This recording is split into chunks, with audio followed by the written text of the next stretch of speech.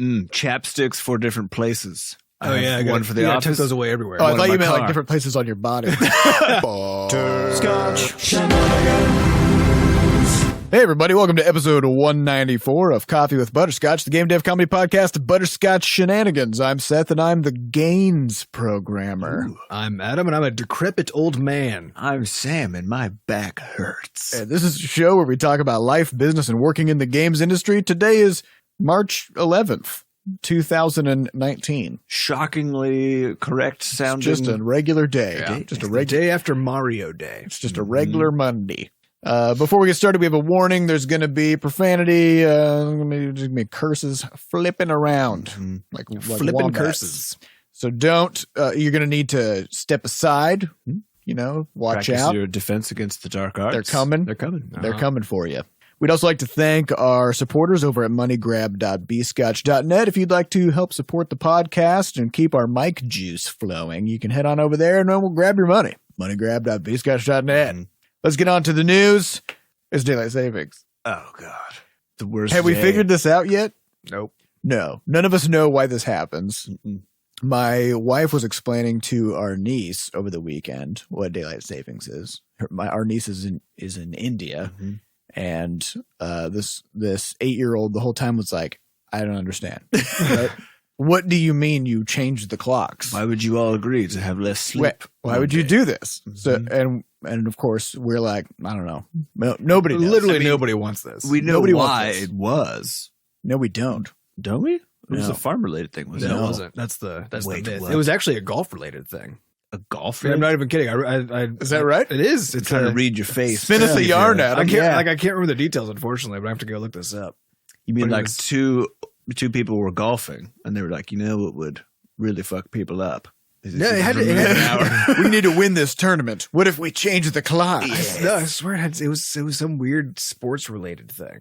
Yeah, because I remember, Of all if you think things. about farmers, like they're oftentimes tending to animals who don't fucking use clocks. Farmers don't So, give a fuck about. They don't care what time it Yeah, is. they use the sun. The sun comes up and they're like, I have to work now. Yeah. And that's, it's time. It's Right. time to get my stuff done. And it doesn't matter if you're moving it ahead or backwards because they're just working the whole day, So people die, though. I mean, daylight savings time. It literally kills people. It kills people. This one that just happened, which is the one where you lose an hour. You lose an It kills hour. People wake up and they're like, oh, crap, I'm late.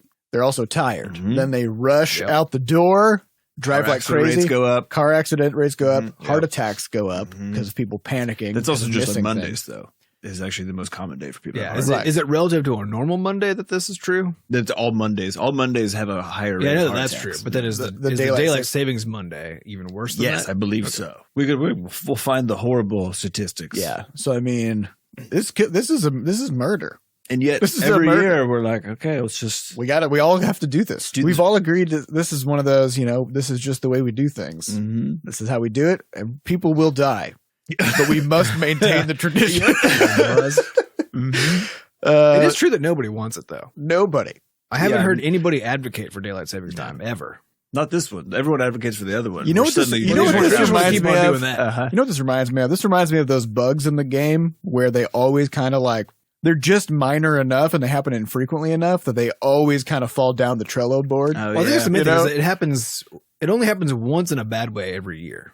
Yep. Yeah. You know? So it only happens once. So everybody gets pissed off and outraged by it, a few days ahead of time, and then the week after. But then the next time you get an extra hour, and now the sun's feels coming like up you've got earlier. And karmic it feels balance. yeah, and you're like, this is great. And then all of a sudden it's all is forgiven. I guess on the You other forget- hand, we were talking about balance in video games, how you need the shitty stuff to make the good stuff feel better, and so this might actually just be sort of a video game balance problem. Where Maybe it's one of the those. only reason to have daylight savings time is because the horribleness of the one direction makes the other side feel really good, but also the other side feels good anyway. But the only way we can have it is by having the horribleness. Maybe it's that shared experience thing too. Yeah. Like when you have people who go through a terrible experience together, We it all bonds complain. them. So like all of us are maybe this is just a giant ploy. Yeah. this is a By- conspiracy it's a by the conspiracy. lizard people. By lizard people to make us all more bonded together. Yeah.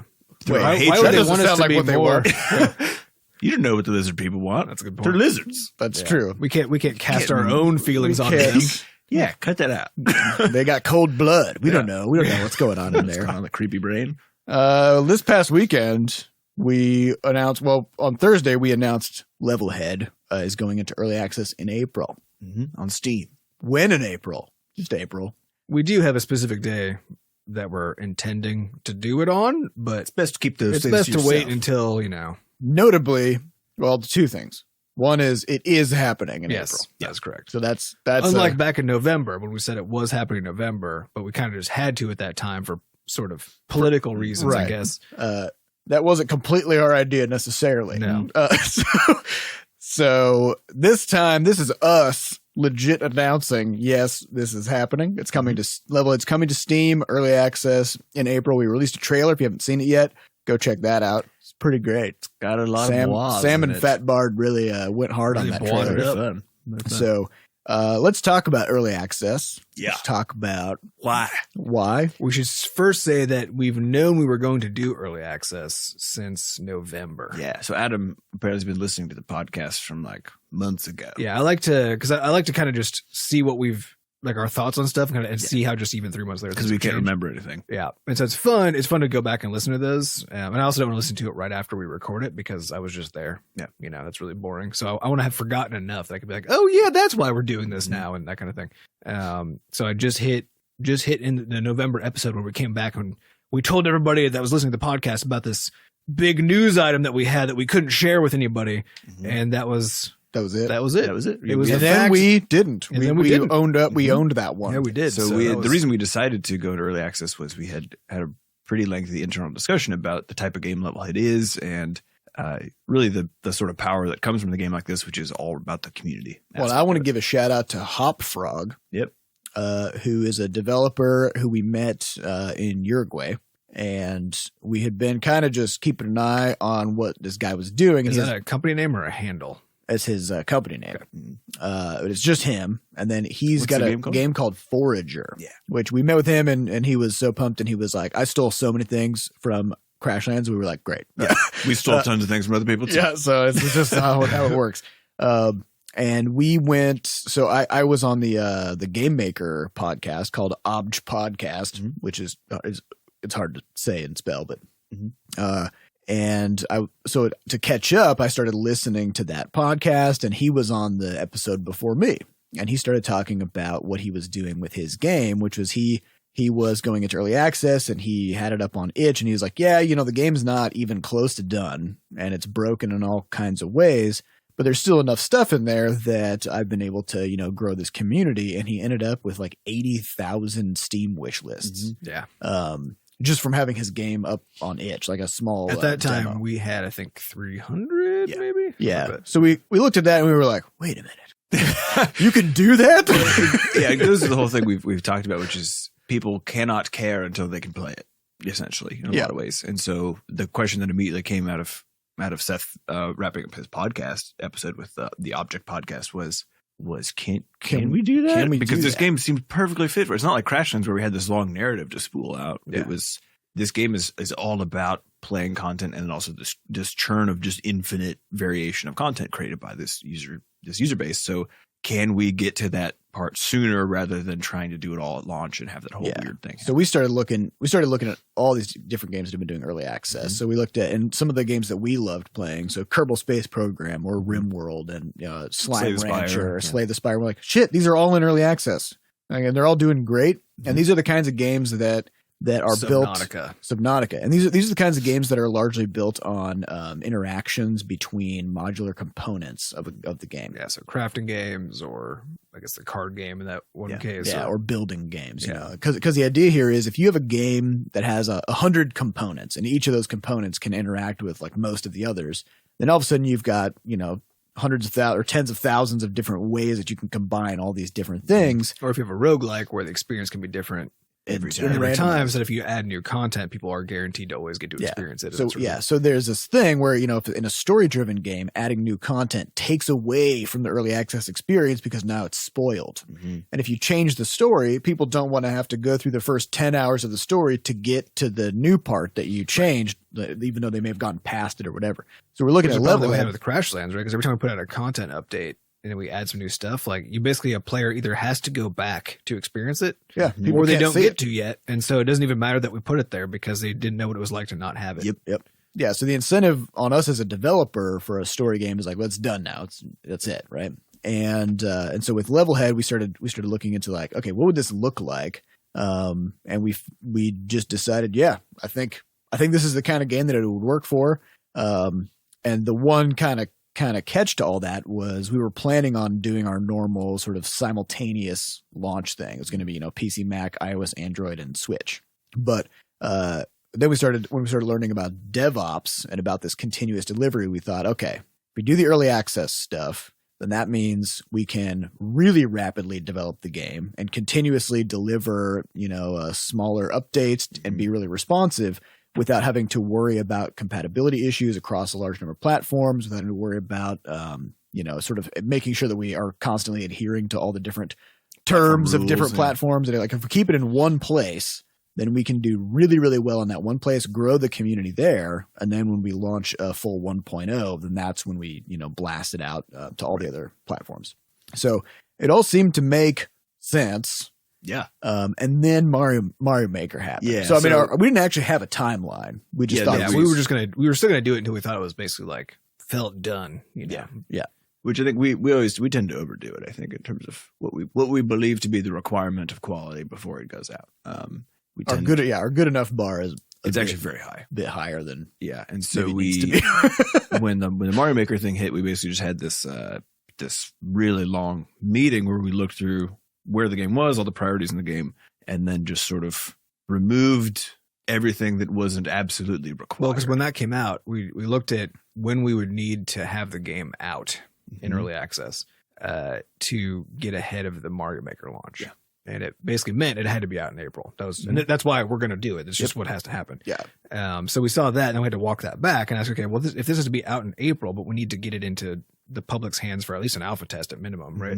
Then when does that have to happen? And so, we were working this backwards. But then there's GDC mixed in GDC. Yep. So we worked this backwards, and basically that meant that the alpha had to be this last weekend. Yeah. It was the only option. Which was like 3 weeks. That was 3 weeks. Yeah. That was 3 weeks after the Mario Maker announcement. The Mario Maker announcement was just like, oh no. And so that meant we had, because we thought we had we were kind of thinking the middle of the summer was when we were going to do early access launch. Well, we were actually aiming for around June. That was the comical part. We saw that, we were like, shit. And so now we suddenly had 3 weeks in which to decide, okay, what do we either scrap as just a thing we're not going to do now, or back burner, or just reprioritize, or convert into a new thing, or whatever, so that we can so that in 3 weeks we can actually have the game in nearly the state we want it to be in for our early access launch. Well, that's been one of the most interesting ones, because we've talked a lot about how it's the Leonard Bernstein quote that all you need for greatness is a plan and not enough time, sort of a thing. Right. So we suddenly had that happen, and essentially what happened was that it did convert actually a few of our plans into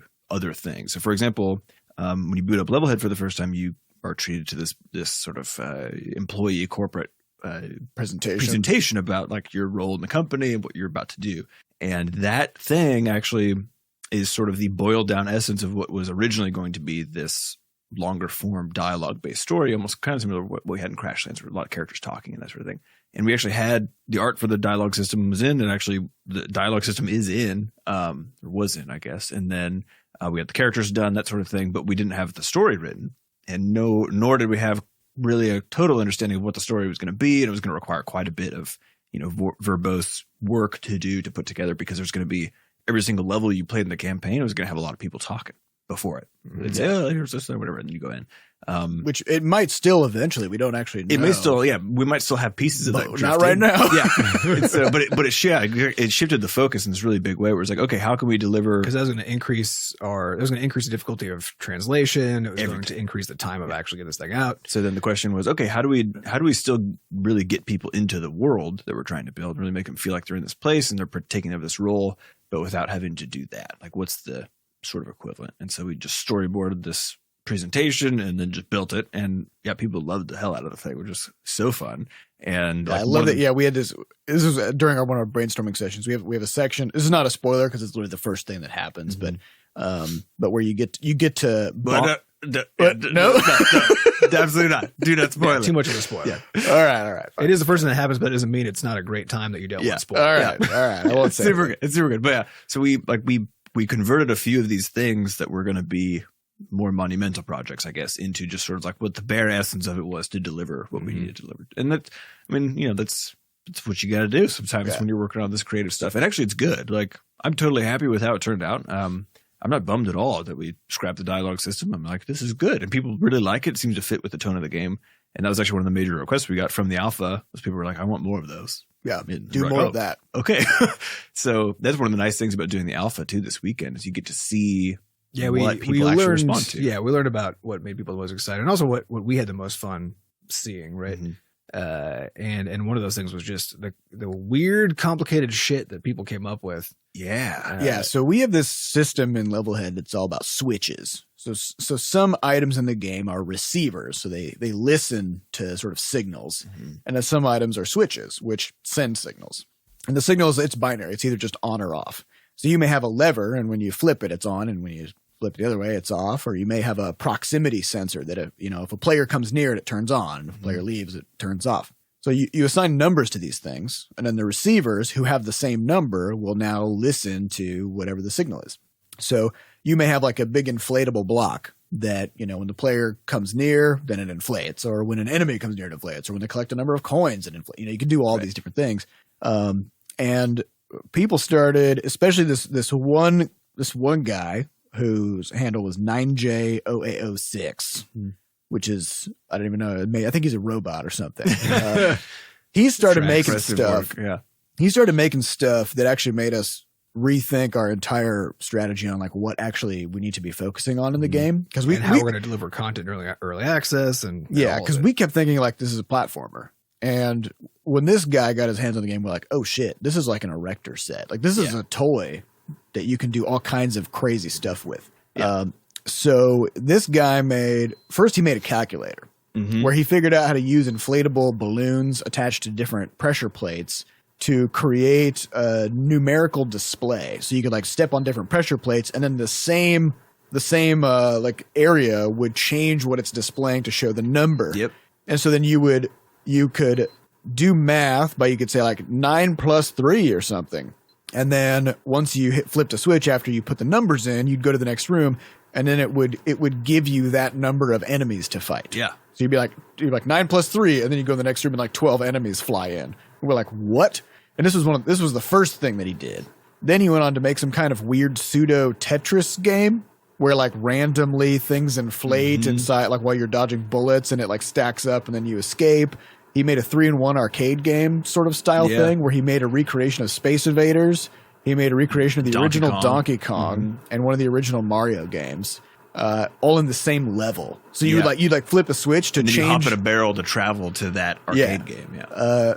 And I mean, the stuff that was coming out here, we were just like, oh shit. Yeah. Did not realize that we had something like this. So that started making us think like, what else can we do with this system?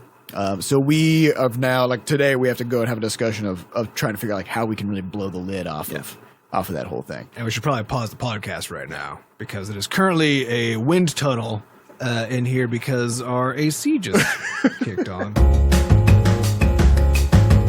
Okay, we're back. We just had a weird moment. The air conditioner just turned on full blast. We had to stop, but we're back now. Okay, so anyways, what were we talking about? Switches. Well, I think just the general outcome from the alpha. Yeah. So we were thinking about the game as like, as a platformer, you make levels and people try to beat them.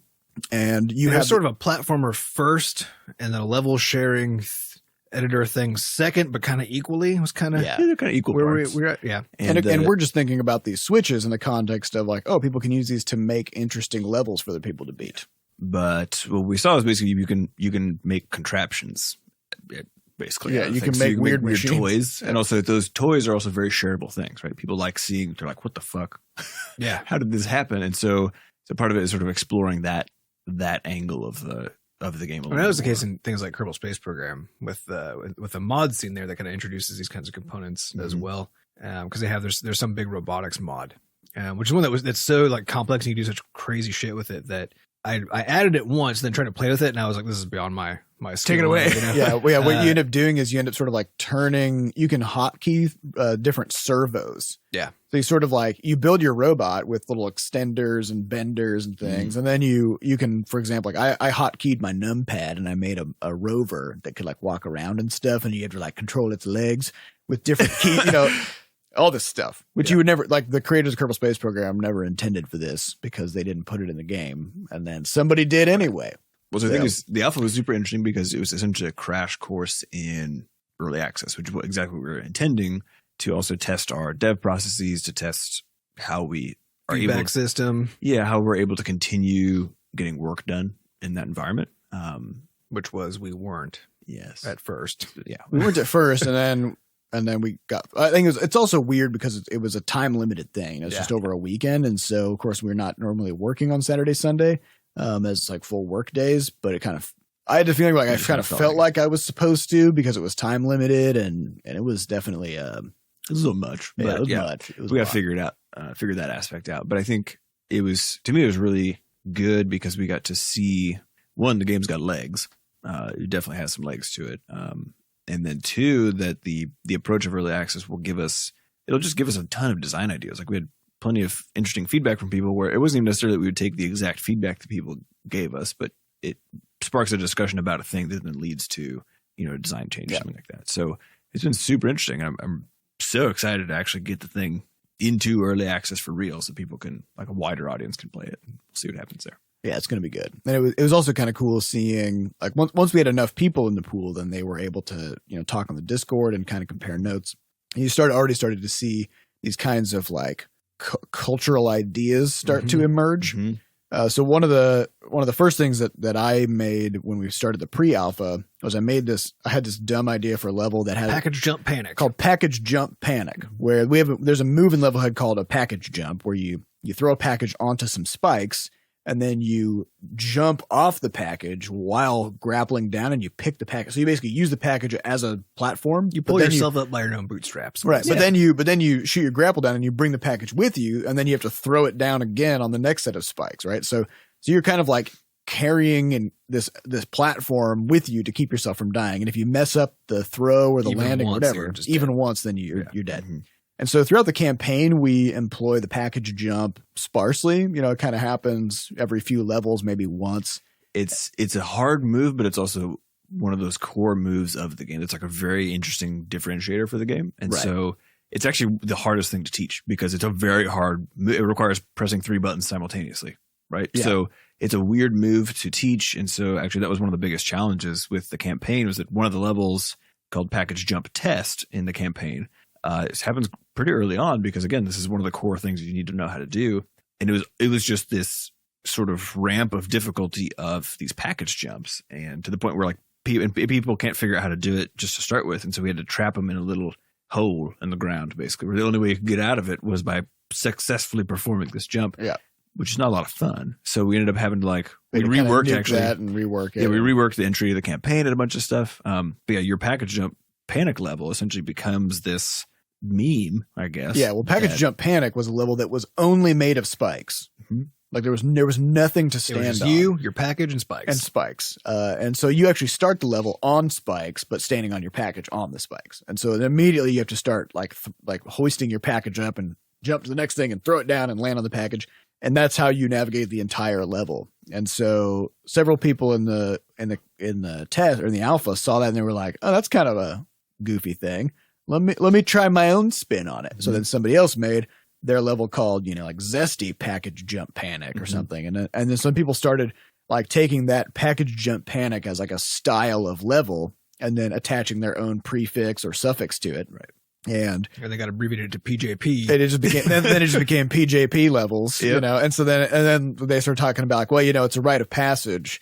Like you gotta build and publish your own PJP level, and that's what makes you a true. So it's kind of cool. Just seeing like just over the course of the weekend how some of the like the language of the game started to grow and evolve, and people started like having these shared experiences that you can also see because that came out of, they didn't come out of the campaign, right? They came out of a level that you shared. Yeah, I was just like, hey guys, try this. And then that was And so you can see how had you been some other rando community member instead of one of the developers, right? The same outcome would have happened. And I'd be like, damn, that's awesome. Yeah, except now that would have been an origin completely outside of what we actually intended for the game. Yeah, which is really cool. Yeah, and so it just kind of goes to show that with these games that are all about, community and about creation and stuff, they just kind of take on a life of their own in a way that is pretty remarkable, in a way that, with something like Crashlands, everybody goes through it and has the same sort of handcrafted experience that we intended them to have.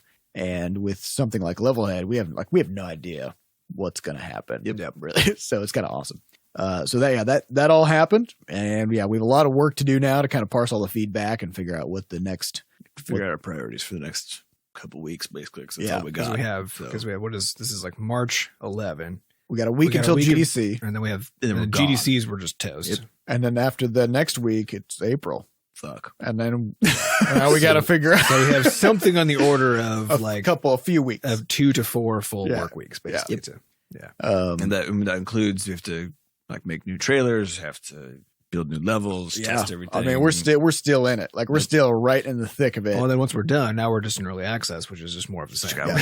But early access, I feel like we're going to have a better sort of life balance. Oh yeah. I think once it's out, because we'll still be pumping content into there, but we can do it. It won't Monday be the Mad Rush anymore. Yeah, we can do it Monday through Friday, and it'll be much more on our own terms. Yeah, instead of making sure everybody's about to lose access to the game, so we got to make sure that we get this patch in now. Yeah. There'll be a little bit more time. So I'm excited about that. And then otherwise, in terms of other GDC stuff, we do have our GDC Meetup on March 18th at 4:30 p.m. So if you are going to be in San Francisco on, I guess, next Monday. Yeah, coming up. Come on over. And where do we have information about that? I think we do. We'll just be meeting at the Yerba Buena Park. The Yerba Buena area. Garden. We'll probably meet in the little mall thing and then just, I don't know, find a spot to hang out.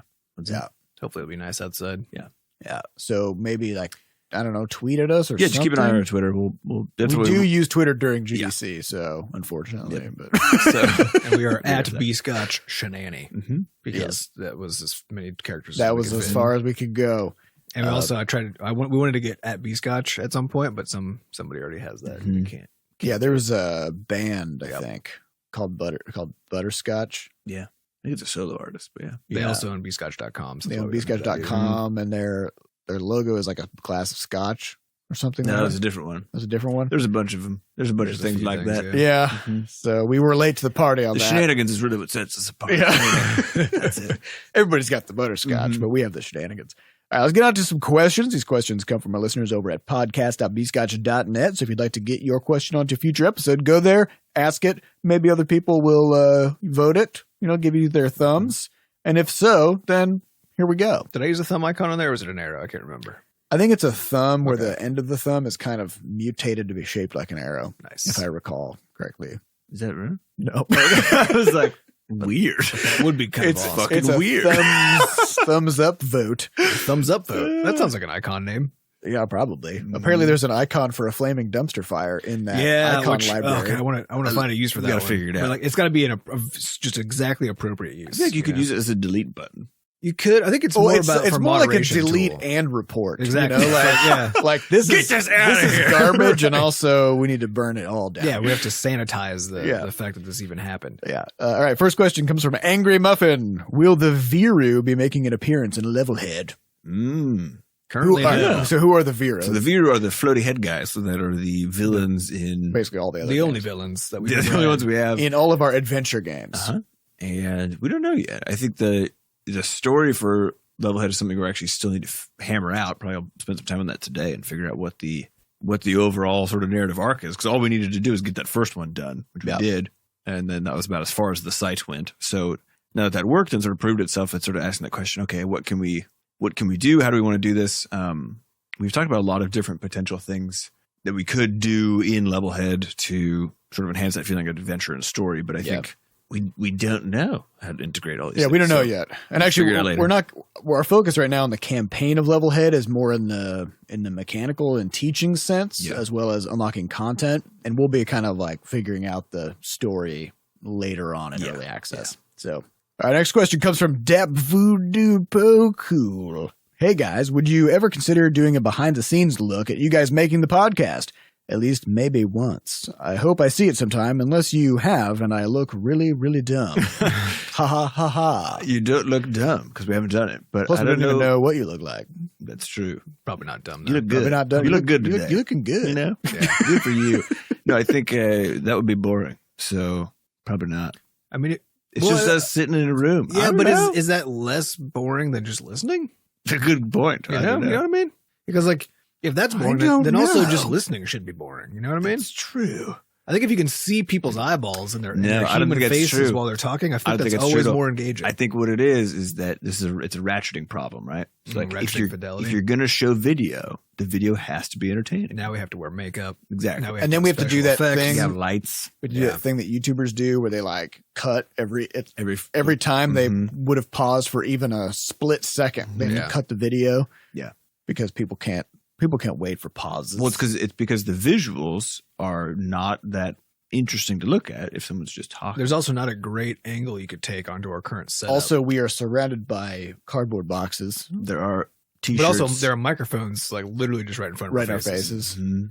Yeah, where would you put that? I mean, I'm literally looking. There's a microphone that is it's the entire height of my head, Mhm. right dead center on my face. We can see each other.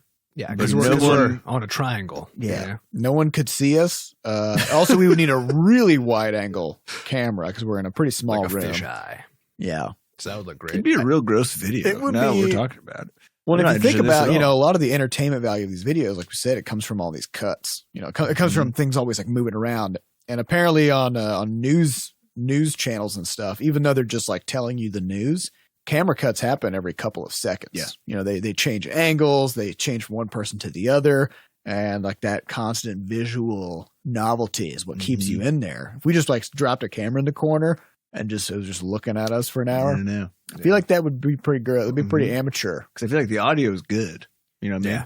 But if you put the visuals in there, now the visuals aren't good. So now the whole thing's bad. What if we made it mysterious? So like put the camera there, but then like do some kind of a backlit thing and kind of mask our voices and make it seem like we're being interviewed on a crime show. Or shit, that would be just neat. did the put crime. just put it in black and white. Put it in black and white. Now it's classy. Now it's Now it's classy and retro. awesome. Because they didn't know about cuts. Or back then. no, this is what we gotta do. GoPro headsets. So that all three of us are wearing a GoPro headset. So everybody- looking right at our faces, so that we then have the three heads like sitting up. okay. Right? And No, then- shit, attached to the microphone of all things. Well, yeah, you could do it. And then whenever that person's talking, then you turn it on. yeah. So that way it just auto cuts between everything. Have a fully rendered, perfectly cut video. And then during all those, most of the podcast while we're all talking at the same time, Then it it'll then just rapidly flashes back and forth. Yeah, between super our faces. exciting. I would put a GoPro on my tongue, and that way, only when I'm speaking can you also see. And I feel like that's kind of a cool. It's kind of a cool effect. I like that. but only while you're speaking and sticking your tongue as far out of your head as possible. Yes. Which It's is a very small GoPro. which That's how I talk, though. which So- sound but which sound in particular? I'm trying to now as my tongue is moving, I'm trying to think of which sounds cause me to stick my tongue out, and I can't I don't think there are find any. one. Okay. yeah, there's not. I did used to know somebody. Is one. I knew somebody who, when they said their tongue would go out real weirdly far. I did know a person who did that. He would like dart out. Yeah. Like it was like they would really like get their teeth like all the way in the middle of their tongue somehow. I'd run the risk of biting your tongue off. Yeah. That's a tough move. Keep your tongue in the cage of your teeth. Keep It it in would be there. pretty hilarious. Those teeth to are there for watch that. protection. Mhm. Yeah. The teeth So we did do our first ever coffee with Butterscotch was a video. And it is pretty spectacular. How is it on? I think it's on our YouTube channel. I think it's on We Facebook. started it as like we were going to do like a monthly video update, Mhm. basically. And at the time we did, this was during Quadrupus Rampage days. Sam and Seth look like literal babies. Yeah. This was like This was seven 7 years years ago. It was 2013, We're in my apartment, 6 years ago. and I think the opening was I was in the I'm other programming. room, and I was like, Seth, do you want some coffee? And you were like, yes, yes. It was great. And then we looked up all the wildly varying reviews of Quadrupus Rampage. And we read them. We read them. We did dramatic readings of reviews. Mhm. So some were like people talking about how the game was so good that they threw up. and then another person talking about like the game was so bad that they wanted us to die. They wanted us to die. Yeah. And, you know, it was a roller coaster. Mhm. We probably should do, when Levelhead goes out, some dramatic readings of Steam reviews. Oh yeah, I'm totally down. People are But- such dicks. It's But when you remarkable. read the review, you got to also include the hours played. Yeah. It'd be like 193 hours played. Thumbs down. We'll get there. Uh-huh. We'll get there. Yeah, that's like a rite of passage, is to make a game that people play so much That they hate it. Mm-hmm. That's like that's Is this something. one of those, if you live long enough, you become the bad guy I situations? think so. Yeah, Was that just how video games I think work? what it is that's that how everything works. it's that thing about relationships where you got to be really careful, where the things that you initially find endearing about a person are oftentimes the things that you end up hating about the person, like Yeah. in the long term, So same thing with Like games. when you hate how endearing they are. yeah, Yeah, that's that's the fuck Stop. this. have a spine, Yeah. You can take fault with anything you want. So Yeah. I think it's probably the same with games. You play it for 1,000 hours, you're like, everything I loved, I now hate about you. Yeah. And that's it. You know too much. Mm-hmm. Yep. All right. Next question comes from Beekie Boppaboop. What's one small thing that you've done or gotten that's made your life much better? I think I have already talked about my love for trays at some point Yep. long ago. They're great. Wait, what was the phrase of the question? It's what's one small thing that you've done or gotten Done or got that's it. made your life much better? Done or got it. It's made my life much better. Blackout curtains, trays, Blackout curtains huge are mug. a literal requirement to be They're alive so as a good. human Yeah. being. All right. Yeah. Let's go down the list. All right. Blackout curtains, trays. large jugs for carrying liquids. Yeah. I've got that a have two. cap I've got a on. 2-liter water bottle. Mhm. Only got to fill that thing up once a day. Beautiful. I Correct. got a ThinkPad keyboard that I use for my desktop that has the nubbin. Oh, Oh, yeah. yeah. The Keyboard with nubbin a mouse. nubbin. I got Fucking love that thing. a Bluetooth tiny keyboard by Artec, which is awesome as well because you don't have to. It doesn't have anything attached. You can just Yep. slide it around. It's a tiny thing. got And a a- Bluetooth mouse. I got Wonderful. a YubiKey, which is a Mm. hardware two-factor authentication device thing. That means that I don't always have to have my cell phone with me to That's log into nice. things. Yep. Bungee chair helps your Bungee chairs are rad. entire It's body breathable. not be sweaty Yeah. if you got a hot back. Bungee chair. For me, a watch, because Mm. the fewer reasons I have to take my phone out of my pocket, the happier I am. Yeah. If I can just know what time it is without having to look at a phone, and then all of a sudden I'm on YouTube. Mm. Then Chapsticks for different places. Oh I yeah, have one for the I office. took those away everywhere. Oh, I One thought in you my meant like car. different places on your body. It's like, Ooh. whoa. Well, It is speaking pretty of that, dry out there, but some of that Eucerin lotion for your face during the wintertime. Mhm. Wonderful thing, Little things. face lotion. Face lotion. Super good. Good stuff. I think we got a good list. What's some others? I know, What's some there's, I others? know there's some stuff that like around the house that I've That's what I'm trying to do. been really into, but I haven't. A good vacuum, Yeah. really. Those important. Swiffer Duster things, those are awesome. Those are pretty The good. little Yeah. hand ones. Oh, Mhm. if you do any kind of outdoor stuff, there's a thing. I think it's just called like a weeder. Sure. It's basically like a long spike with two little prongs on the end of it. Oh yeah, you just And like, if you're, twist it in there. yeah, if you've ever pulled weeds, like you just take this thing, you just like jam it in the ground, and bloop, the weed just like falls out of the ground. Oh my god, it's so great. For stabbing weeds. Yeah.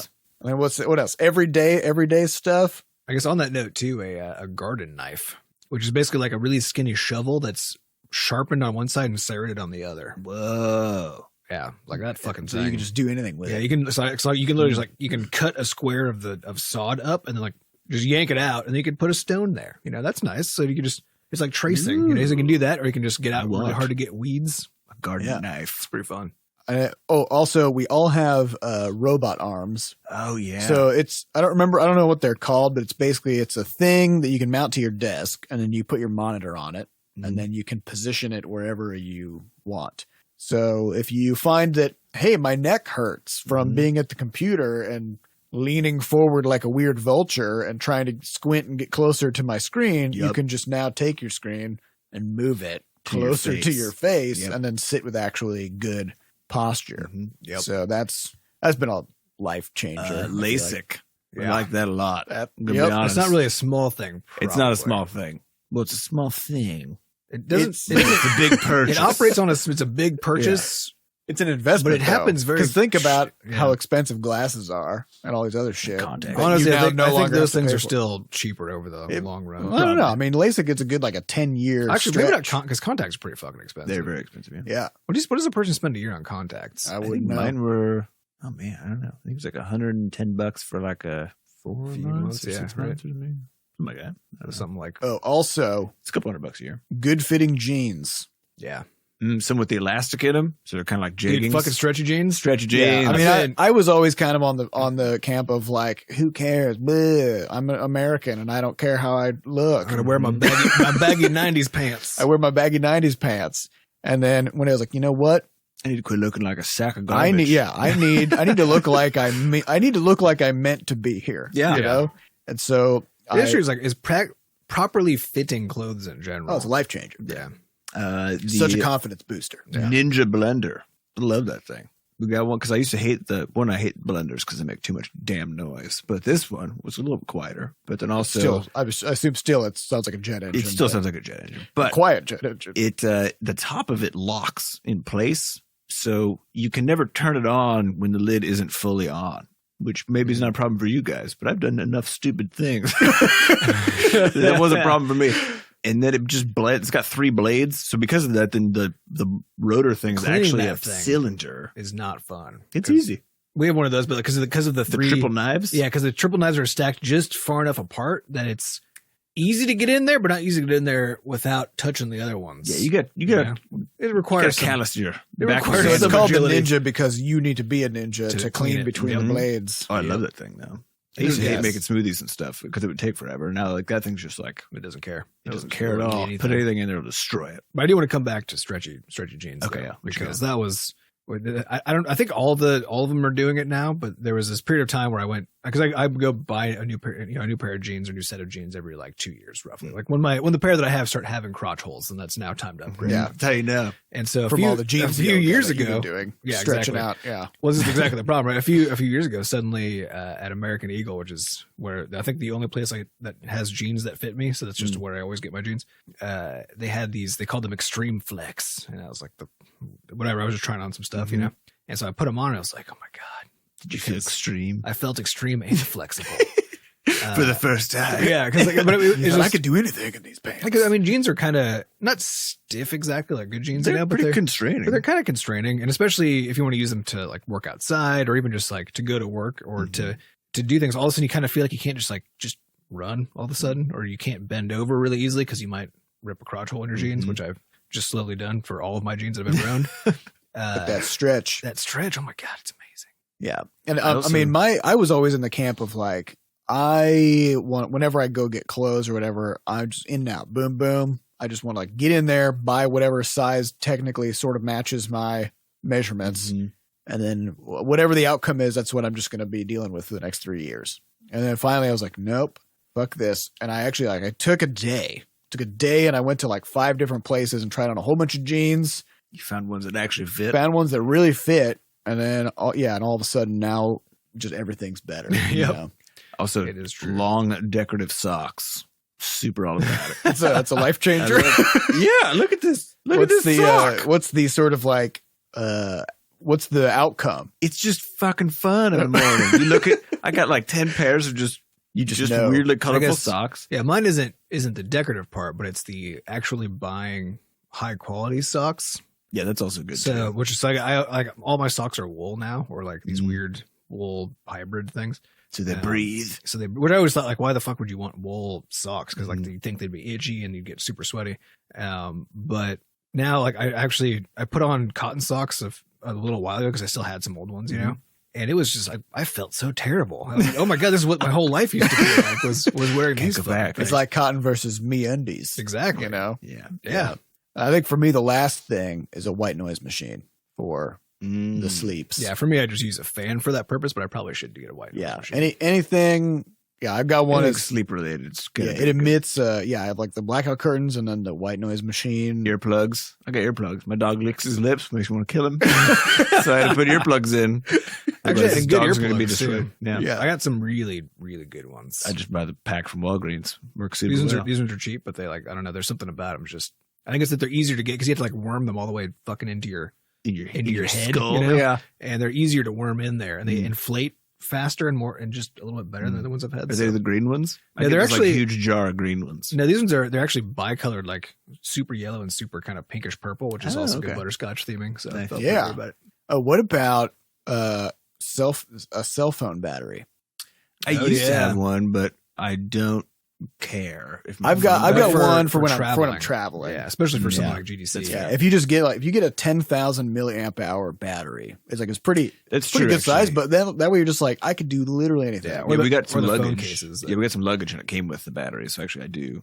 Yeah. We did actually take them with us whenever we travel now. But that weird anxiety of like, what if my phone dies? I don't want to use it. It's like having those rejuvenation potions in Diablo. You know, you're like, save them for the boss. Save it for the boss fight. And then you get to your hotel at the end of the day and you still have 93% battery because you never used you didn't play games on the plane. You didn't do anything. You didn't even look at it. You know. Yeah. My battery life on my phone is also garbage by now because it's like a 3 or 4 year old. You got phone. It's an S6. Yeah, around 10 now, right? You're almost 4 generations old now. And so its battery life is really not great. So it's sort of a great grand phone. Yes, but all I have my little battery phone case thing that just makes my phone like twice as thick as it normally is. But with that thing, it'll last basically a whole day. Actually, like a legit wake up, use it heavily, go to bed, kind of a full day. Despite the fact that the internal battery doesn't do jack shit, and so that means I get to still keep this phone for the foreseeable future. It's really just the batteries that's the problem most of the time. Our next question comes from Captain Jazz, who appropriately asks, Adam, according to your LinkedIn page, you list one of the societies you were a part of back in university was Chicago Men's Acapella. Mm-hmm. Care to give us a sample of what went down up there? A sample of what went down. They want us. Captain Jazz wants you to. You want to beat like get you going. A few bars for us. Yeah, I haven't. Basically, since college, because in college I did a lot of singing, like in high school, in choir and all that stuff, and then did various choral things as well as a cappella groups in college, and then like singing lessons and the whole works. And then basically stopped singing after that because when you have a place where you can go where everybody's singing, it makes it less weird. But the problem is, that's how I feel about swimming. Yes, and swimming is hard to do anyway because you got to go find a place with a pool. Mm-hmm. But it's easier to sing. I mean, equipment wise. Yeah, but the problem is it's weirdly not though, because if you are living in a city, then you have most of my life until we got our house finally a few years ago was spent with shared walls with randos, right? Yeah, you don't want to just be belting out. Yeah, so you can't practice music at home, but you just can't. And even now, since I'm still I've got a house, but it's in the city, and my one of my neighbor's house is literally like 3 feet away from mine. And like it's sound dampened enough that like I could, and honestly nobody would care, but it's the fact that people can hear. Like I know people could just like walking down the street, walking their dogs, like they would just be able to hear me in practicing the shitty parts, because that's how you get good. Yep. So as a consequence, I basically just literally it was a core part of my life for most of the sort of transformative years, and then I just stopped. Yeah, that was the same for me with swimming. Swimming was a huge deal, and then in college there was no swim team. This was part of that. Like at the university, they needed to balance out the men's and women's sports, and men had football, which had like 1 million people in it, and so then they had to cut basically every other men's sport. So they cut like baseball, they cut golf, they cut swimming, they cut everything, and then they had to shore up, and they were adding like women's rugby, like all kinds of other things. So basically, as a guy, if I wanted to do any kind of college athletics at the school I was going to, I had football. That's it. Like football, basketball.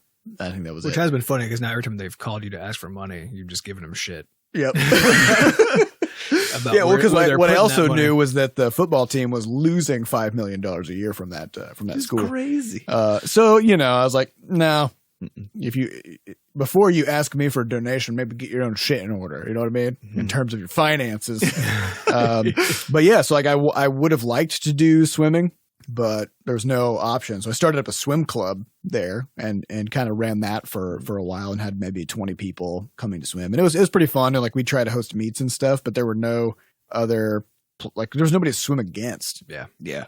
And there were master swim programs around, but it's weird. It was just weird. Yeah. The competitive scene just kind of disappears in swimming. Yeah. Well, it was fun because that acapella group I co-founded with a few of the people who were taking voice lessons from the same teacher, which I think was my sophomore year of college.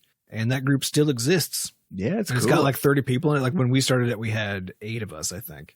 And now it's got 30 people. I think And literally nobody in there knows who the founding members were, you know, because it's not like a frat, so it doesn't have the same kind of like history really.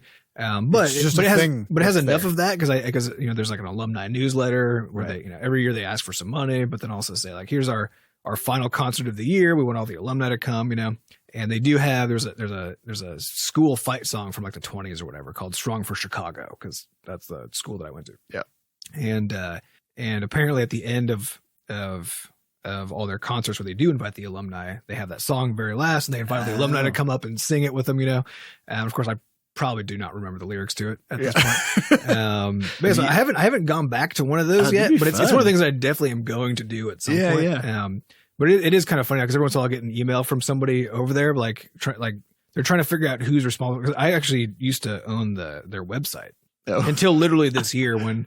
And someone called, they're like, "Can we get that? Yeah, and they didn't know who owned it, right? Because basically all I did was I just pointed it to some place that one of like somebody from I think 4 years ago or something or 5 years ago had put a website together, and they were like, "Hey, can you point the domain to the new place to the thing?" And so I was like, "Cool, I'll just do that." So basically every year I just pay for it, and then it just sits that was your donation too. Yeah, that was my donation every year. And but literally like nobody knew over there because like they didn't know that I existed. They didn't, you know, so it's kind of this funny old legacy thing that just every once in a while rears its head again in this sort of entertaining way. Yeah. But now that I've given up ownership of the site back to the actual group, now you're just cut off. Now I'm completely cut off. Yeah, man, you were a singer. I did a lot of singing. You sung. Yeah. You sang. Did you ever get over the sort of self-conscious aspect of it?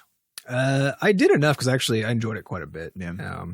And I was never so good that I was doing solos, but I was good enough that I was always like I would have if there wasn't this one guy who was always there, you know, sort of a situation. Good second string. Yeah, exactly. I was kind of like always like a good second string sort of position, which is kind of fun because you get to kind of like be behind the scenes a bit, but then still get to feel like you're really contributing to the group effort, you know. So yeah.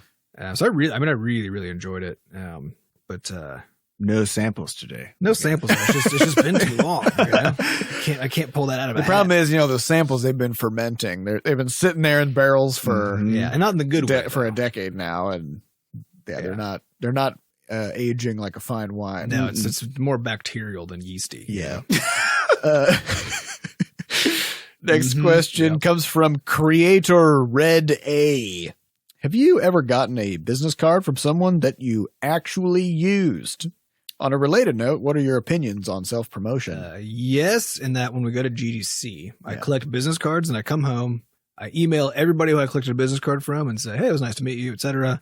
Then I throw the business cards away. Yep. And then roughly 1 out of 4 to 10 of those people that I email me back, and now those people end up in my like list of people that I know. Mm-hmm. Yep. Yeah, so that's the use of a business card. And we did compile all of our business contacts at one point into a big system when we were going to be doing our own PR stuff. But that proved it's a super useful thing to do, but we just decided not to do it. I think the list ended up not having a lot of value. It's because people turn over and because the turnover is too high. Yeah. So, yeah, actually, somebody was asking in the Discord if we would consider going to Xbox and all this kind of stuff. And so I came in there and I was like, yeah, the problem is that we don't know anybody over there. You know, like we used to. We used to know people at Xbox, and now every single of those people we knew, there were 4 people involved with us talking with them about Crashlands. Now, what was that? I guess 3. No, probably only 2 years ago. So not that long ago. And literally every single one of them is now in different departments of Microsoft that have nothing to do with Xbox. Yeah, there's that Monty Python sketch where they talk about building a castle in the swamp, and they're like, "We built the first castle, and it sank into the swamp. But the second castle, and that one sank in. Then the third one fell over, burned down, then sank into the swamp. But the fourth one stayed up. You know, it's like that's what it feels like. It's exactly what it feels. So it feels like building relationships with these giant companies because every year it just it just sinks into the swamp. And sometimes they don't pass you along, which is the weirdest one. Never, that's actually never happened. Yeah, I get because like they have so many devs to correspond with that if we weren't actively talking to them within like the 3-week period before they decided to like, you know, horizontally move or whatever the hell's happening. During the 3-week period that person was working in that department. Yeah. You know, right. Well, it seems to be that on average, so we do have 2 of our people that we know from different companies have been there the whole time. Yes. Although one of them starting to kind of move a little bit, which is getting a little disconcerting. But then the other ones have literally been like a 6-month turnover where we'll finally get a hold of somebody. We'll chat, have great conversations, and things are looking just absolutely wonderful. And then we email them again maybe 2 months later, and they're like, oh yeah, I don't work there anymore. Or there is no response because they've left and their email address isn't even the same. Or the worst is, oh yeah, I'm not in that department anymore. And we're like, can you point us to who is? And I'm like, yeah, I don't know. I don't know who that is. Yeah, great. Cool. Thank you. Cool. Thanks. Yeah. And that's the weird thing about working on these longer timescales too, because the games take, it's taken a year to get Levelhead to this point now. It basically be like a year, almost and a half before the game comes out. Yeah. Total dev time. And then from that point to launch, we're planning on being in early access as long as we need to, but it's probably going to be between 4 and 12 months. So who knows as far as that. And so you have to build these relationships and then sustain them through the duration of the project so that you can actually, do whatever you're trying to do from a business standpoint. And so cycling through 2 to 4 people over the course of one game's lifetime of development is just a little rough in terms of doing this business stuff. It never gets easier. It's the thing. Adam and I were talking about this last week. It doesn't seem to actually get easier for us yet. So nope. No, it does not. Yeah, and I don't know when it will. I don't know if it will. I mean, part of our it might not ever. I think part of the problem is that if you're coming from these really big companies where the ones who are actually putting your work out, the storefronts, they just don't give a fuck because they don't need to, because like. Well, I feel like individual people might, right? Yeah, but the company as a whole is not. Yeah. I don't think that I don't think developer relations are at the forefront of any one of the companies. No, they're absolutely not. If that makes sense. Yeah. And so because it's not like a but pillar. Then what is? It's surprising because we make them money. We make them all the money. All of the stuff. That's the problem of the abundance of supply. That's what it is. Yeah. Is that developer relations, like with a capital D and a capital R, as like a thing, as an overarching thing, is going to be important in the sense that they don't want to piss off developers like as a holistic group. Yeah. They don't have to care too much if they have a good enough monopoly. They don't have to care that much. And also they don't have to care that much about individual developers. Mm-hmm. They don't care if any one game succeeds or fails. What they care about is the global revenue on their platform. So that kind of brings in sort of a weird asymmetrical incentives situation in some cases. So I don't know. All right, next question comes from Mopate Flatunk. Nice. Mm-hmm. These random names are great. Hey, brethren of the butter-flavored scotches, does Seth still stream on the weekends? I was following it for a while and just kind of fell off. I went looking for it today and am dismayed that I cannot find a trace of Seth's streaming or of the game that he was working on. Is there an archive of the videos somewhere? Is there? No. So basically what happens is... Does Twitch drop them after like 30 days or something? Yeah, you need to be a partner on Twitch to keep those archives. And to become a partner, you have to stream on 7 unique days in a 1-month period. And you need to reach a certain follower threshold. They have all these markers. Sure. And I hit all of them except for the stream on 7 unique days because I just wanted to stream on Saturday mornings. Right. And by doing that, no matter how many people would have watched or anything, if I didn't do it for 3 other days in a 1-month period, then I would never. So I never did it. You do it two times a week, basically. You have to do it twice a week for a month, basically. Right. Yeah. So yeah, they're gone. They're just gone. They're never coming back. I actually did, I think, migrate a couple of them to YouTube, but then, and they're still private, but it's weird because a lot of the stream is interaction. Is interaction between somebody would ask a question, then I would talk with the people in chat. Mm-hmm. But then if chat wasn't on screen or anything, and so so it's just like me just talking to myself like a weirdo for a while. Mm-hmm. It was definitely fun to do, but it was also very exhausting. Yeah, it's tiring. Because programming's hard.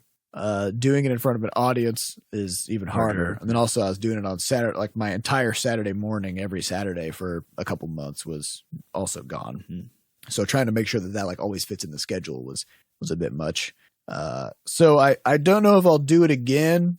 It was fun, but I don't know if I'll do it again in any kind of consistent way. As far as the game, it's still there. It's still in our bit bucket. Space bump. Mm-hmm. I would say it's coming along, but it hasn't moved at all because I was only developing it while streaming. It came along for a while. It came along. All right, we got time for one last question, which is from Serator. I've heard about this memory palace technique you explained, but never tried it yet. Do you think that it could also work twice? You said you memorized your principles by walking from the parking lot to the office. would you have to choose a different route when memorizing another list of things to prevent mixing up the two lists? Or does it work for lists that change on a daily basis, like grocery lists? So basically, like, when does this thing work? It actually works very well for what doesn't actually exist, but what you would call medium-term memory, right? Which is stuff you need to hold on to for a while, but that's totally fine to forget after a while, like a grocery list. So I use it all the time, actually, when getting groceries. If the list is short enough, like less than 10 items, then I do one through my car. I don't have to look at my phone because I hate looking at my phone. So I just take like a minute before I go into the grocery store and then go in. So it does actually, you can reuse stuff all the time with it. One of my advanced memory techniques for groceries is make a list on paper. It's one way to do it. I call it a memory paper. I use Google Keep on my phone because it's a shared thing, so that then my wife and I can both put things on the list and both take things back off the list. If one of us are shopping. Google Keep. It's just a to-do list, but it's just like it's just already on the phone. So yeah, I just hate looking at my phone. I also don't want to my wife and I keep our lists in like a workflowy grocery list thing, but I don't want to look at it. So usually she'll just send me a picture of it, and then I'll just think about it and then go into the grocery store. I think the thing that's funny about those is that this whole like, well, I haven't tried it yet. It's like literally try to memorize like 5 things with your car or with your apartment or something like that. It takes shockingly little time and effort. It seems like a big thing, but I guarantee you it takes way less energy than That's true. Yeah. When we were doing the memory palace for the studio principals, Sam just was like, all right, listen to this. And then he just sort of walked through it. And then he was like, okay, tell me the principles. And then I was like, boop, doop, doop. Just one after the other. Yeah. In the correct order and everything. So generating them, of course, is takes slightly more effort when you're actually coming up with whatever the weird mental image is, but it's honestly not that hard. And it makes a lot of things way easier and just honestly more fun. It's like I don't want to go to the grocery store and just be looking at a phone constantly and all that. So I just put it in there and then go. Also, and then I forget it by the time. Speaking of interesting sort of like ways to come up with analogies of how space and time relate to things, we came up with this cool calendar in our studio, which is we got a deck of cards. Yeah, because it turns out that there's the same jet black deck of cards. Yeah, there's the same number of weeks in a year as there are cards in a standard deck. Every now and then there's like an extra week because of the way the days land, but that's a joker, so that's fine. It's like you got the joker weeks. Yeah, so it's actually given us an interesting perspective on the year because we now have this deck of cards up on the wall, and so we know, and like each suit is a quarter, right? So so we're now like we're nearing the end of spades. We're now on the 10. We're on the 10 of spades. It's just a very interesting. It's fun. Yeah, like come up with these ways to kind of revisualize, space and time. Kind of helps you think about things. It helps you keep things in perspective, I think, is the big part. So like at the end of every week, we write like whatever the major things that happened that week were on it on the card. Yeah, and we did this with sticky notes last year, and it proved to be it's just a good way to at a glance get a synopsis of the year. Yeah, like how far are we into this year, and then we like with the sticky notes, we actually would change the colors of ones where it was like, oh, we're going to GDC, or this is the team summer break or Thanksgiving break, whatever. So you can see like, oh, we're 3 weeks away from that thing. Just look at the wall, you can see it right there. Yeah. So I really enjoy that sort of thing. I think it's all about making time more visible so you can make better decisions about it. It's like the DevOps. You've got to make your work visible. Yep. By sometimes turning it into a weird imagination land. Yep. Or slapping it up on the wall. Turns out it's real good. Yeah. All right, that's all the time we have for this week. We'd like to thank our producer, Fat Bard, for making us sound good. Thanks to our community moderators who keep our Discord running. To get more involved in the Butterscotch community, go to podcast.bscotch.net, where we have merch, links to the Discord, and all kinds of other great stuff over there. We also have tickets for Shenanicon are now available at meet.bscotch.net. Either spelling is fine. Yep. The food or the verb. So head on to meet.bscotch.net and you can get your tickets to come to St. Louis and then to meet us in September. I think it's September. Yeah. September. Whenever We've already sold 2 tickets. These things are flying off the shelves. They're flying. So, get in there. Get in there and get those tickets. Thank you all for listening, and we'll see you next week. Bye. Bye.